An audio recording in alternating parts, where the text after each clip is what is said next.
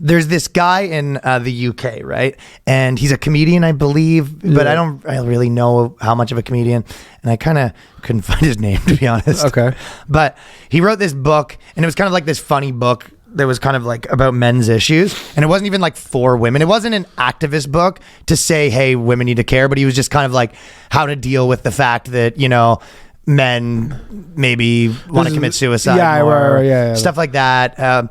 Then he was also saying that they have this push in, I think it was the UK, to have like a minister of men. Okay. Which is pretty funny. Yeah, minister of the boys. Yeah. But the minister of men, basically it's just, because the truth is where you go, hey, this is always the argument, because they're kind of being like, hey, we have all these ministers for women. We got a minister for gays. We got a minister for everything, but we can't have a minister for men, right? And this guy's being like, why don't we have a minister for men? It's like the real answer is like, why don't you just... I don't know. I don't know if you need like a minister for every like subgroup, because their subgroups never end. Yeah, exactly. Maybe you could have a minister for like a religion that's, you know, I could see if your country's, you know, 40% Muslim or something, you're like, okay, we want to have the Muslim minister and the Christian minister to make sure you get your, you know, you kind of get your ideas heard or whatever. Sure.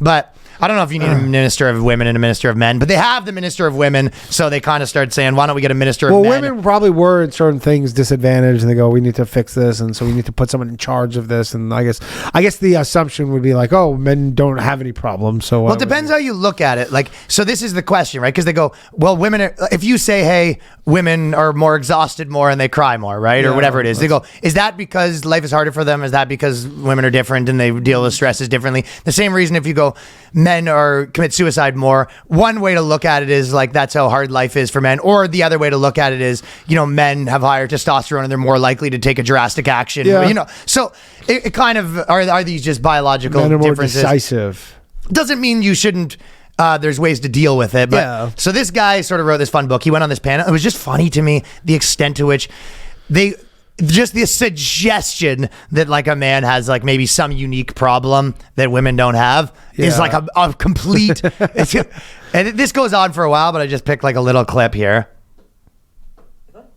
I think that it feeds into the culture a little bit, this Minister for Men argument. Like, in my mind, I think there should be a Minister for Mental Health, which would be all-encompassing. I mean, you've got something like 7 million children waiting for prescriptions for mental health at the moment. It's a crisis that's endemic throughout the country, not specific to men. So I just want to stop there where, before they go into it, that was the first kind of point I was making, where she's sort of saying like, well, why would we have a minister for men when a lot of these things affect all sorts of people, right? Yeah. Now use that logic for every other thing. Look, are you out of your mind? Like, she's like, you have a. If you go, if women were disproportionate, any of these, you'd have a women minister for men doing it. It was just like, I sort of agree with her. Yeah. And this is where Coleman's argument is more her, but the, I guess, more modern argument is like, well, you're not taking their stuff away, so all you do is add yours in. Yeah, exactly. You're not taking anything away. It's like when someone's giving out free money and you're just like, I don't know if we should be all giving out free money, and then they're like, we're giving out free money, and you're like, well, I guess give me my free money. Of course, It's kind of this is a power game a lot with this stuff. Is they're not ceding any territory. Like, they felt like they fought hard for it. But you're not taking their stuff away. They're not ceding even like mental territory. They're not like, not even that. But if your argument is, well, it's not just women who experience, it's not just men who experience it, you go, yeah, that's the argument against everything you're fighting for. Yeah, obviously. But if you don't, but you don't think that, you don't think that. No, fuck no. You go, I mean, it's literally the argument is like, what about poor white people? Like, that's the argument she's making. Sure. Yeah. And I think, you know, a lot of ministers kind of bandy this about to sort of, I'm sorry, but make an enemy out of women. I think, not you, and I don't think your book is. I don't accept that. I don't think it is to make an enemy. If we looked at during COVID, men were literally more likely to die from COVID. And I don't really want to cast myself as a meninist or one of these guys from the manosphere, because that's not who I am. But I do find it interesting that sometimes the arguments tend to throw it back. But who was doing all the work during COVID? You know, a lot of the time, if you looked into people's households, it was the women who were taking on the laundry, the school care, all of that. But I'm not disputing any of that. What I'm saying that there are specific issues that men face that might warrant specific attention. I mean, literally, the biggest killer of men under 50 is suicide. That is an arresting statistic, and if that doesn't warrant specific attention, mental health is an umbrella issue. I have to say that is also because women are unsuccessful. That is a lot of that. That's so great. Isn't that great? It's the Kathy Newman. So and then it goes. So he's and again, if we want to just say, okay, everyone deals with their own thing, whatever. Yeah. But in her ideology, it was like, yeah, if something disproportionately affects someone, it's their issue. You know what I mean? Yeah. But this guy goes, suicide, affects men more. And she goes, but that's because women are less successful. And you're just like, so.